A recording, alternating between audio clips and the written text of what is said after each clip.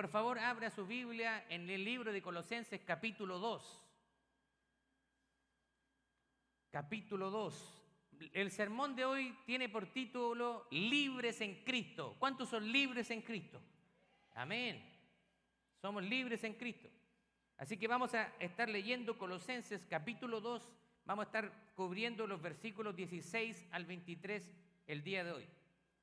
Así que yo le voy a pedir que usted se ponga en pie como modo de reverencia delante del Señor y vamos a leer juntos la palabra del Señor. Dice así: no permitan pues que nadie los juzgue por lo que comen o beben o en relación con los días de fiesta, la luna nueva o los días de reposo. Todo esto no es más que una sombra de lo que está por venir, pero lo real y verdadero es Cristo.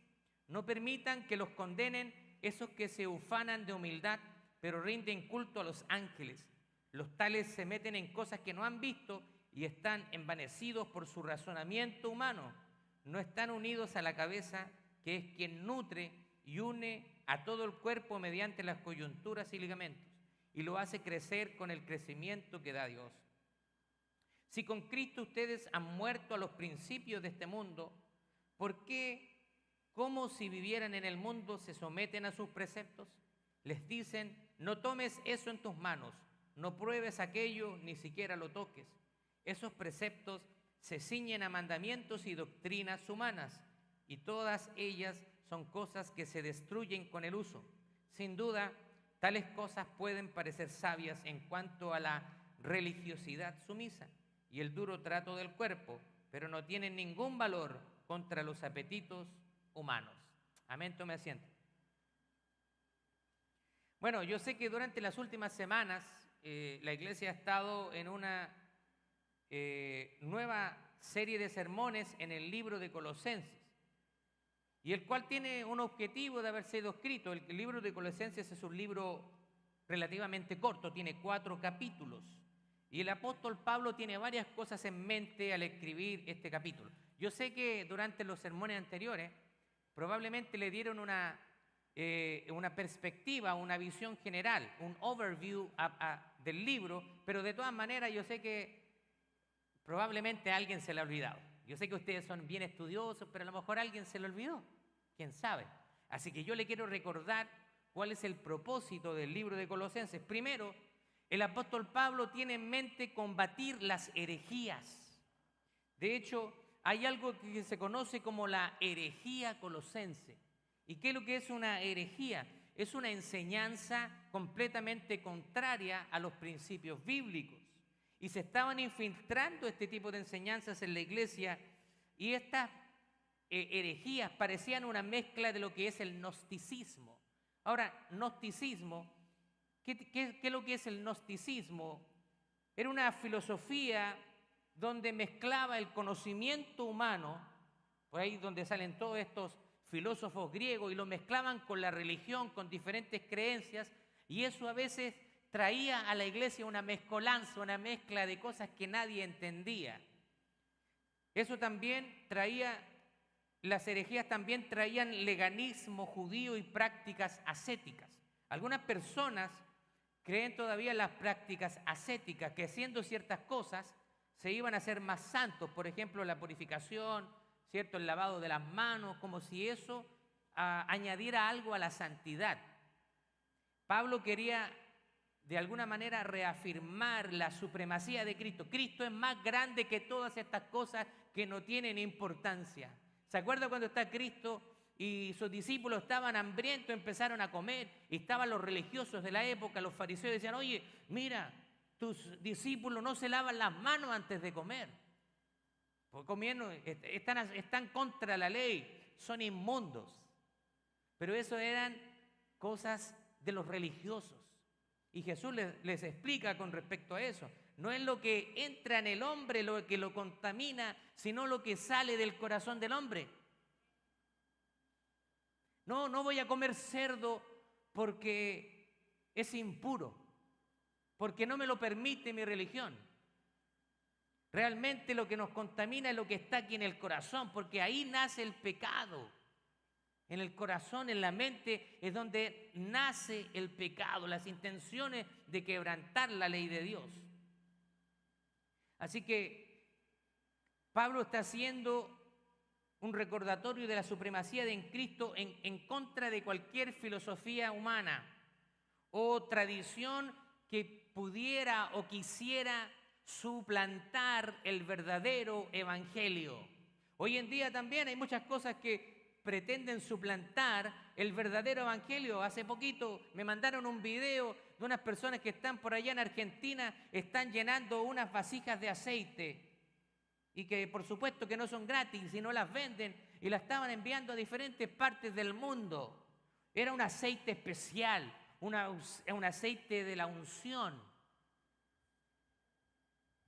Ese tipo de cosas. Hoy en día usted va a ver en las redes sociales, YouTube está lleno de herejías, gente enseñando cosas que no son bíblicas, con el único objetivo de aumentar sus bolsillos de dinero ilícito. Pero la palabra del Señor es clara. Los que estamos en el ministerio no tenemos que ser, ¿cierto?, querer ganancias deshonestas.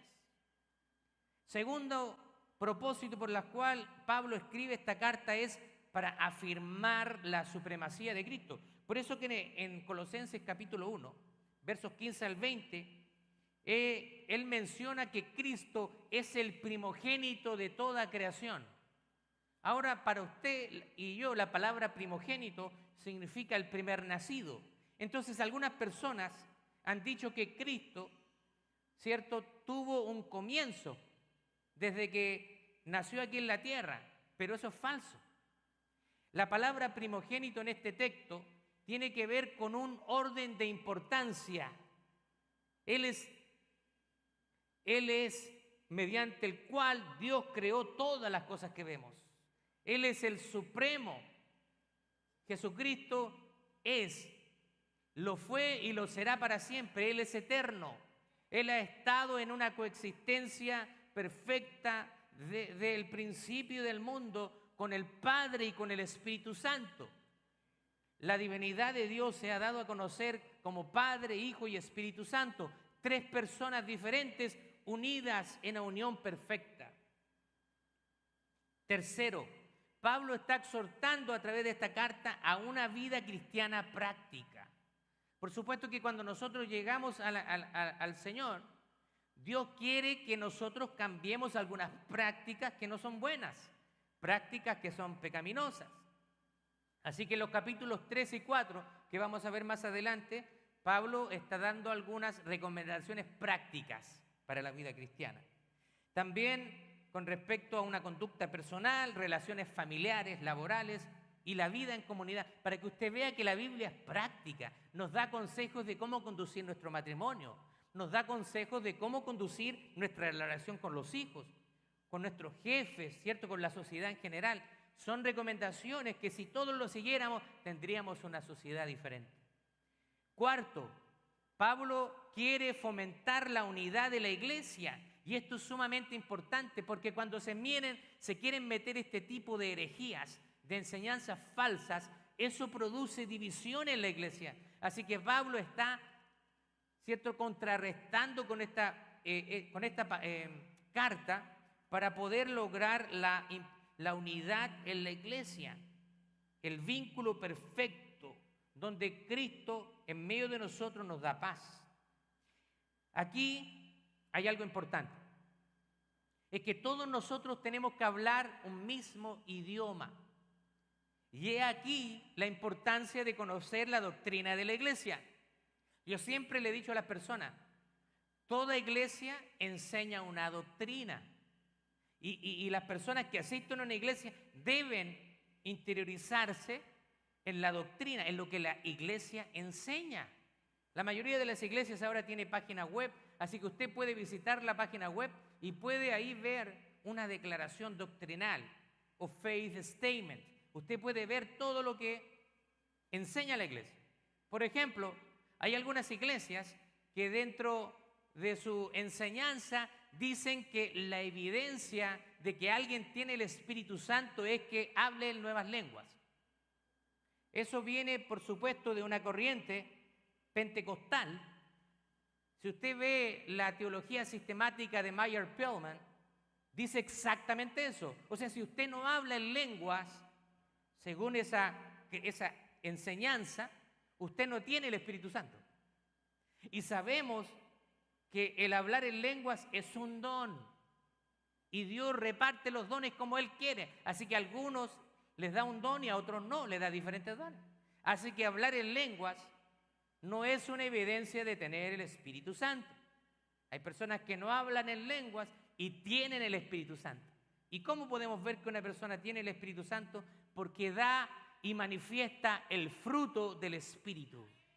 Una vida transformada, una vida apasionada por Cristo, una vida donde se ve un caminar piadoso en el Señor.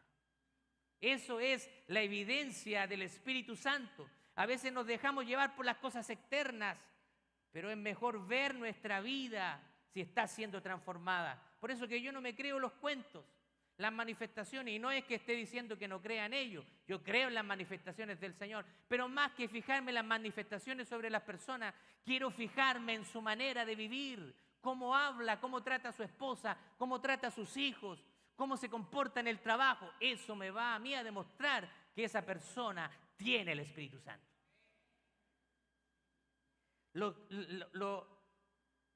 La quinta razón por la cual Pablo escribe está exhortando a la oración y a una gratitud.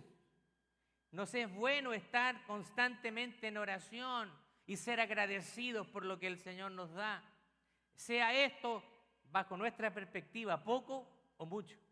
Tenemos que estar agradecidos en todo tiempo. Así que ya le di las 5 perspectivas por las cuales Pablo escribe esta carta. Para combatir las falsas enseñanzas, afirmar la supremacía de Cristo, exhortar a una vida cristiana práctica, fomentar la unidad de la iglesia y exhortarnos a orar y a ser agradecidos. Así que ahora vamos a ir a ver algunos puntos de este pasaje de Colosenses y primero vamos a ver lo que es nuestra libertad en Cristo. Ahí el apóstol comienza en este pasaje diciendo, por tanto, que nadie nos juzgue. Muchas gracias. Que nadie nos juzgue en comida o bebida, en cuanto a días de fiesta, luna nueva o días de reposo.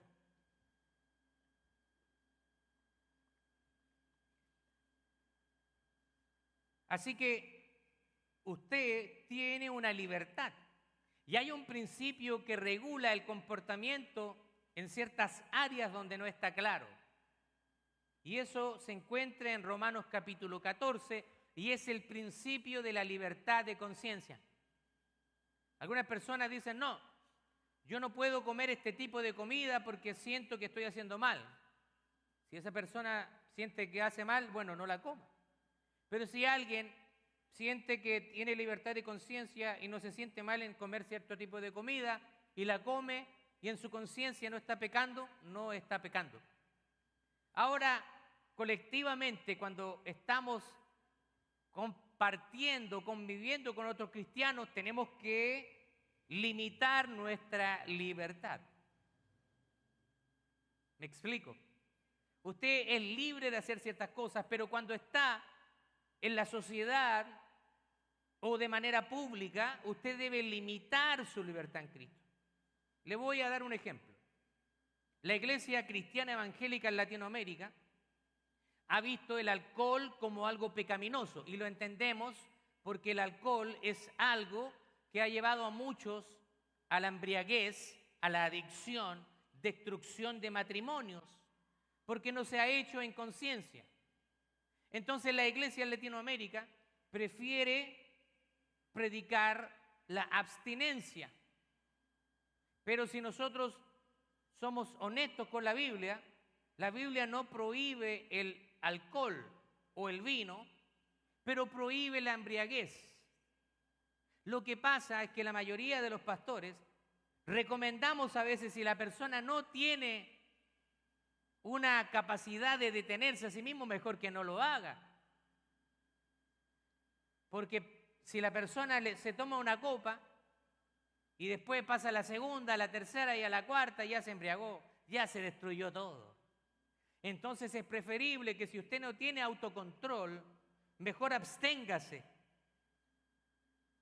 Entonces hay ciertas cosas que pueden usted hacer con su libertad, pero usted debe limitar su libertad cuando está conviviendo con otros cristianos. ¿Qué pasaría? Le voy a dar un ejemplo. Si yo estuviera en un restaurante y yo pidiera una copa de vino, 100 ml de vino, y alguien me ve, usted sabe ese jueguito del teléfono, oh, no saben nada. Vi al pastor de Tin Town, ahí estaba en el restaurante y lo vi, pero terriblemente borracho. Aunque yo me haya tomado un poquito, nada para emborrachar, ¿pero qué? Y esto se propaga por la ciudad y ya a los ojos del resto, ¿cierto? Ya sería un pastor borracho. Entonces, para mí, mi libertad en Cristo, yo prefiero limitar mi libertad en Cristo y abstenerme de bebidas alcohólicas. Por el amor que tengo hacia la obra, hacia el Señor y hacia las personas que son débiles.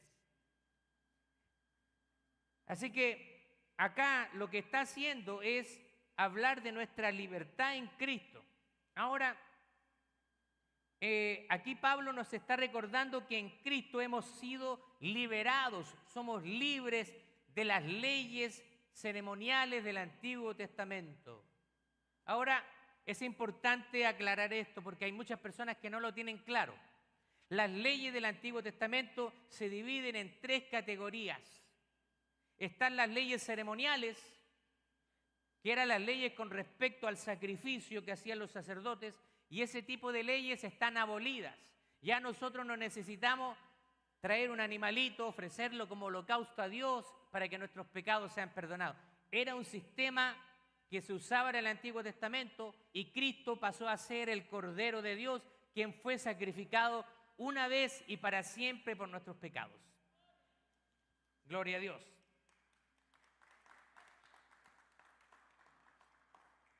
Existe una segunda categoría de leyes que son las leyes civiles, que también están abolidas porque eran leyes para esa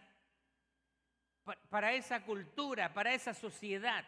Por ejemplo, las leyes civiles eran si alguien tenía un campo, se les prohibía cosechar las esquinas, porque la ley establecía que las esquinas era para los pobres. Entonces la gente pobre que no tenía propiedades, no tenía campo, podía ir a cosechar lo que estaba en las esquinas de los campos. Y el dueño no les podía decir nada porque era una ley civil. Ahora esas leyes civiles que fueron para el pueblo de Israel están abolidas. Pero hay una categoría de leyes que aún están vigentes y son las leyes morales. ¿Cuáles son las leyes morales? Como por ejemplo los 10 mandamientos. Jesucristo dijo, yo no he venido a abolir la ley, sino a cumplirla. Se entendía de que Él cumplió la ley. A su vez nos está diciendo, yo no vengo a abolir, no vengo a eliminar lo previo. ¿O acaso usted puede robar? Respóndame, ¿puede robar? ¿Puede levantar falso testimonio? ¿Puede tomar la mujer de su prójimo? ¿Puede hacerse dioses ajenos? Así que las leyes, ¿cierto? El decálogo, los 10 mandamientos son leyes morales que están vigentes hasta el día de hoy y es sobre la cual se han creado la mayoría de las constituciones civiles en todo el mundo. Incluso Estados Unidos, su constitución está basada en el decálogo, los 10 mandamientos. Así que las leyes ceremoniales abolidas, las leyes civiles abolidas, pero las leyes morales todavía están vigentes. Segundo, en este pasaje nosotros vemos el peligro de las reglas humanas. Aquí lo que está haciendo Pablo es advertir a los colosenses sobre aquellos que insistían en prácticas ascéticas. ¿Y qué son las prácticas ascéticas? Es algo externo. Por ejemplo, durante los primeros siglos de la iglesia surgió un movimiento de los monjes ascéticos. Ellos se apartaban al desierto, se abstenían de muchas cosas pensando en que con eso iban a agradar más a Dios. También surge otra práctica que eso se mantiene hasta el día de hoy en el catolicismo y que es, por ejemplo, el celibato. Los sacerdotes piensan que no tomando mujer los hace de alguna manera, los pone en una categoría de mayor santidad, y eso no tiene nada que ver. De hecho, la palabra del Señor dice, desde el principio, dejará al hombre a su padre y a su madre, y se unirá a su mujer, y juntos serán una sola carne. Ahora, si alguien tiene el don de abstinencia, Pablo le advierte, le sería bueno quedarse solo al hombre, no tomar mujer.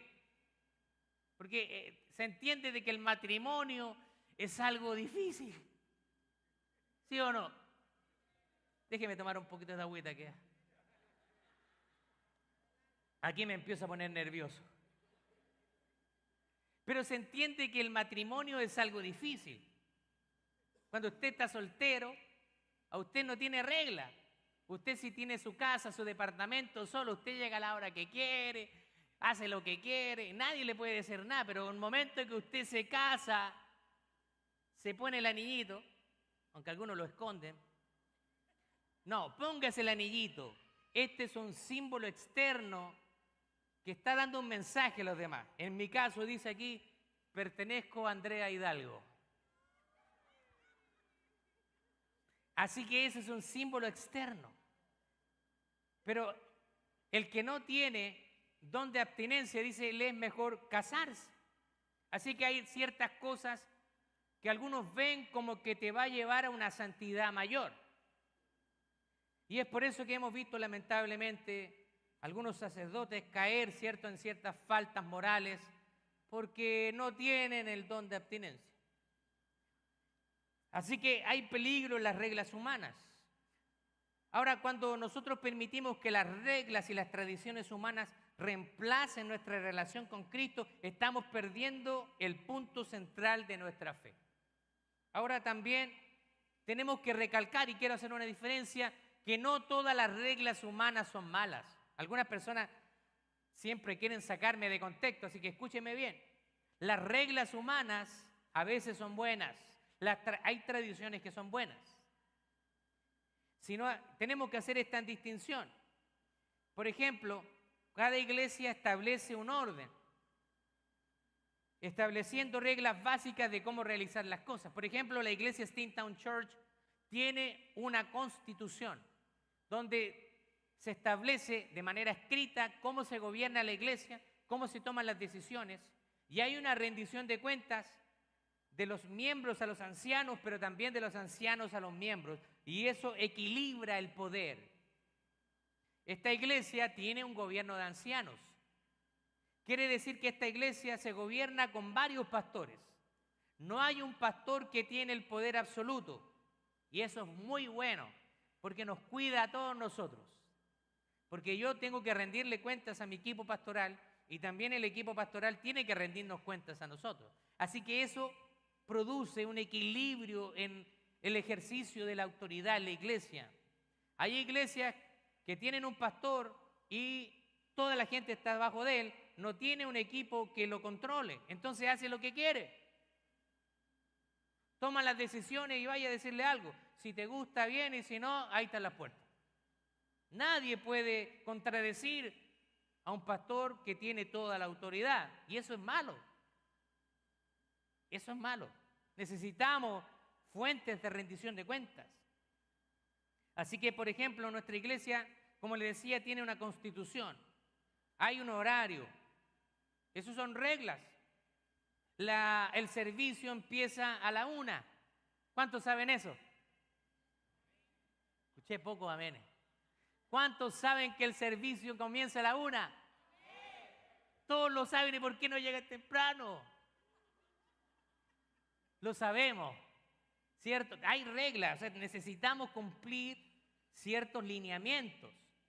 Las reglas A veces son buenas, por supuesto que sí. Usted cuando tiene un hogar, es padre de familia, usted tiene reglas en su hogar. Si usted tiene adolescente les da permiso y usted le dice, te quiero aquí a las 6 de la tarde, él tiene que cumplir esas reglas. Y esas son reglas buenas. Así que hay reglas que son buenas. Pero hay otro tipo de reglas que pueden caer en el legalismo. ¿Y cuáles son ese tipo de reglas? Como por ejemplo, voy a dar solamente algunos ejemplos. Algunas iglesias prohíben usar pantallas o aros. O algunas iglesias pueden prohibir que las mujeres se coloreen el pelo, o que se corten el pelo, o que usen cierto tipo de vestimenta. Eso pasamos ya al límite del legalismo. Si usted se pone una pantalla, un aro, eso no lo va a hacer más o menos santo o santa. ¿Se entiende? Me explico. Ahora, muchas veces, tratando de dar una buena enseñanza, podemos pasar al extremo del legalismo. Como por ejemplo, ¿la vestimenta es importante, sí o no? ¿Qué dicen por acá? Por supuesto que sí. Es importante. La iglesia debe enseñar especialmente a las mujeres la prudencia. Sea prudente en vestirse. Sea recatada. Si usted es casada, sea recatada. No ande mostrando más de lo debido porque primero tiene su esposo y si lo hace le falta respeto a su esposo y también llega de una manera inadecuada a la iglesia. No es algo bueno. Así que, por supuesto que la vestimenta es importante. Ahora, si nosotros tratamos de obligar cierto tipo de vestimenta, ya pasamos al legalismo. ¿Se entiende? Hay que aplicar la sabiduría. A veces hay personas que necesitan un poquito de enseñanza, de discipulado, de que las mayores también les aconsejen algo que se ha perdido el día de hoy. La palabra del Señor dice, las mayores aconsejen a las más jóvenes, y eso se ha perdido en la iglesia. No, que yo no quiero ir a decirle a la hermanita porque si le digo se va a enojar. Si el Señor le pone una carga, usted vaya y hágalo con amor. Es parte de lo que Dios quiere con nosotros. Hoy en día esta sociedad te ha tratado de inculcar, mira, si Juanito o Pepita hacen lo que ellos quieren, a mí me tiene que dar lo mismo. Pero como cuerpo de Cristo no es así. Usted tiene una carga por su hermano, por su hermana. Hay una carga entre nosotros. Si yo veo a mi hermano que está pecando, es mi obligación ir y sacarlo del error. La palabra del Señor dice que si Él te escucha, has ganado a tu hermano. Nosotros no podemos ponernos una venda en los ojos y hacernos los locos como que no vemos, porque usted se hace responsable. Esperamos que los pastores sean los que corrijan, pero tenemos que ser todos. Así que hay reglas que son buenas y otras que pueden llevar al legalismo. También hay muchos cristianos que tienen creencias místicas. He visto cristianos que leen el horóscopo, que le creen a las fortune cookies cuando van a comer ahí en los restaurantes chinos a ver qué me sale hoy día.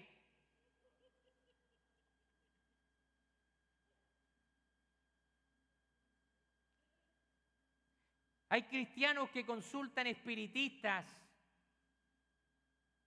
cristianos que van a consultar a brujas buenas, como si lo hubieran.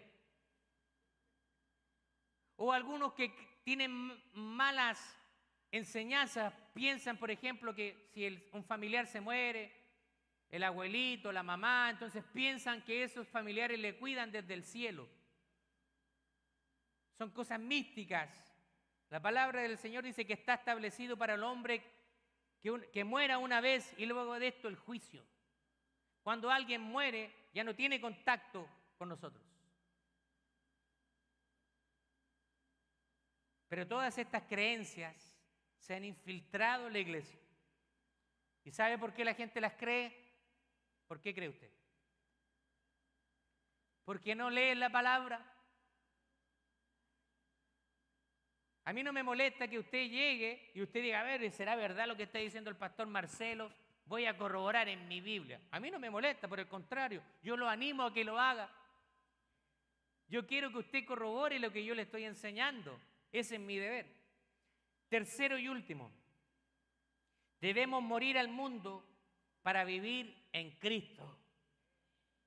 Y Pablo está enfatizando que al estar en Cristo hemos muerto a los principios elementales del mundo. Sí, pero es que el mundo es bueno.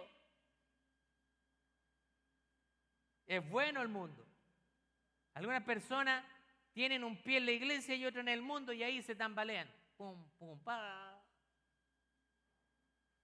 Usted tiene que ver que todo es lícito. Todo es permitido. Usted puede hacer lo que quiera, pero no todo le conviene. No todo le va a hacer crecer. No todo le va a hacer madurar en el Señor.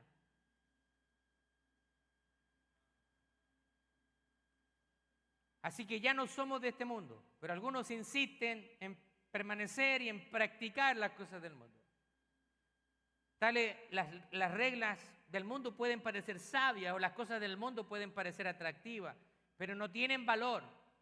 Por el contrario, lo único que hacen es satisfacer los deseos de la carne. Nuestra verdadera transformación y santificación vienen de una relación estrecha con Cristo y no de seguir reglas humanas. He visto gente que sigue todas las reglas en ciertas iglesias y aparentemente son buenos cristianos, pero usted los ve en el hogar o cómo se comportan en la sociedad y los desconoce porque muestran una imagen, porque aquí todos nos vemos bonitos, pero es allá afuera donde nosotros nos damos a conocer.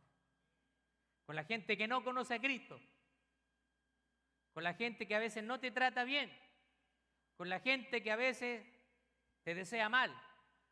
Con ese tipo de personas nosotros demostramos si el Espíritu de Dios está entre nosotros o no, está en nosotros o no. Cuando te tocan el clash, ¿cierto? Cuando te tocan la bocina o te sobrepasan, te muestran la mano o el dedo, lo que te muestren. Y cuando tú estás en el volante y quieres reaccionar y sales por la ventana, ¿cierto? Y quieres, Dios te bendiga. Así es como usted tiene que reaccionar. Ahí es donde usted se muestra si es un hijo de Dios o no. Tiene que respirar. Si le tocó el clutch, si quiere pasar, deje lo que pase nomás. Usted vaya ahí con Cristo y el Señor le da paz en sus corazones. La gente que se quiere matar primero que usted, que se maten nomás. Usted tranquilo nomás. Autocontrol. Bueno, vamos a pasar a concluir que parece que llegué muy hablador hoy día, ¿no? Llegué hablador. Lo echaba de menos, iglesia. Le echaba de menos. Bueno, en este pasaje lo que Pablo está haciendo nos llama a vivir en libertad en Cristo, en esa libertad que nos ha dado, pero no pasar a un libertinaje. Hay una diferencia entre la libertad en Cristo y el libertinaje. El libertinaje es usar esa libertad y estar jugando en el límite y muchas veces caer en el pecado. Usted tiene libertad para hacer cosas, pero cuide esa libertad y que no se convierta en un libertinaje. Bueno, ahora soy salvo, la salvación está segura, así que puedo ir y hacer lo que quiera, lo que se me plazca. Mentira del diablo. Usted tiene libertad en Cristo, pero ahora usted no se manda solo. Así como que los que nos casamos no nos mandamos solos, tenemos que rendirle cuenta a nuestra esposa y así mutuamente. Usted cuando llega a Cristo, usted ya le ha rendido su vida a Él y Él es su Señor. Él es su Kyrios. La palabra Kyrios, que se traduce del griego como Señor, significa que usted es propiedad de Cristo.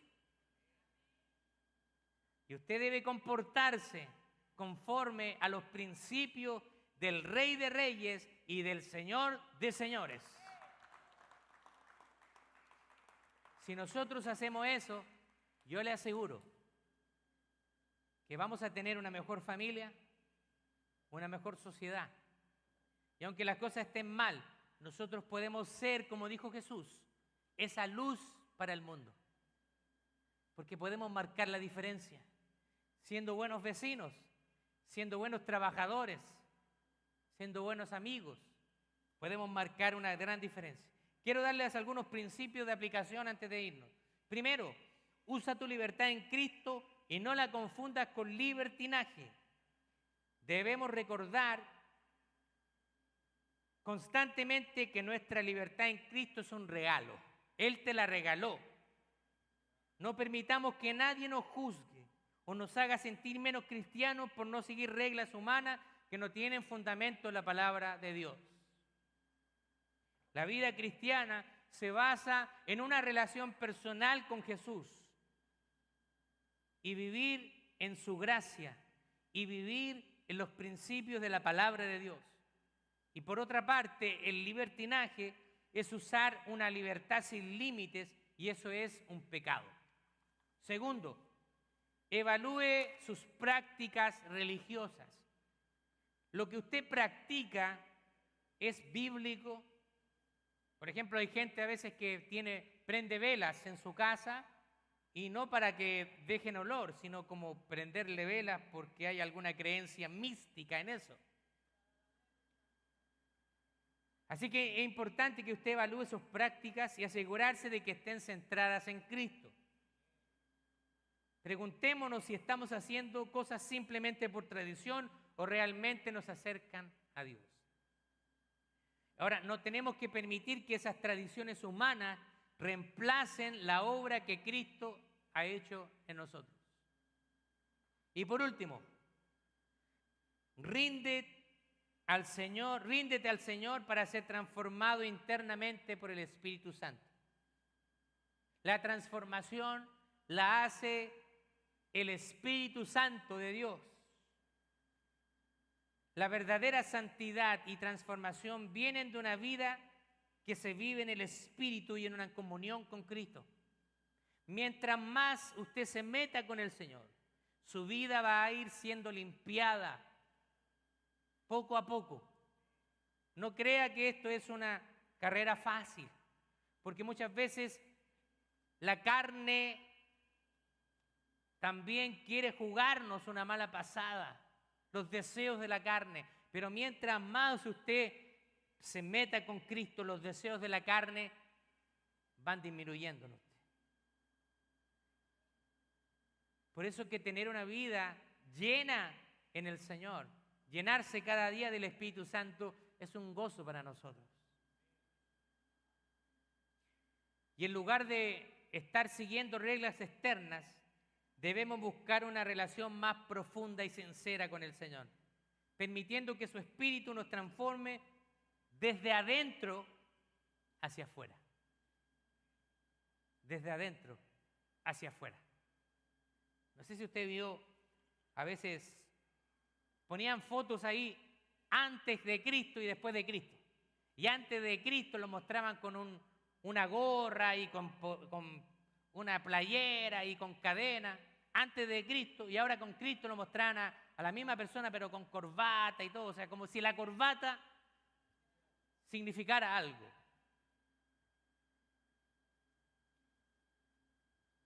La verdad es que, por supuesto que cuando uno viene a Cristo, nuestros hábitos de vestimenta van a cambiar, pero siempre nos fijamos en eso.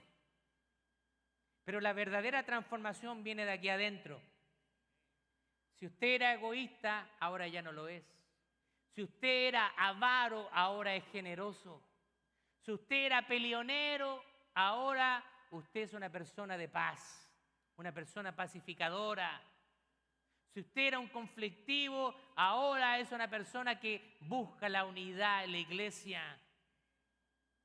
Si usted era mañoso, malas pulgas, no sé cómo liderar en su país, que llegaba a la casa y todos se escondían, ahora cuando usted llega a la casa todos lo salen a recibir. Eso es la transformación que Cristo quiere para nosotros. Quiere que nosotros podamos realmente vivir una vida plena con Él. La palabra del Señor dice que si el Hijo del Hombre los libertare, seréis verdaderamente libres. ¿Cuántos son libres en Cristo? Gloria a Dios. Yo me siento libre en Cristo. Yo no necesito nada más que estar a solas con mi Señor para que mi vida sea llena de paz y de esperanza. Gloria a Dios. Vamos a orar y vamos a estar entregando este tiempo.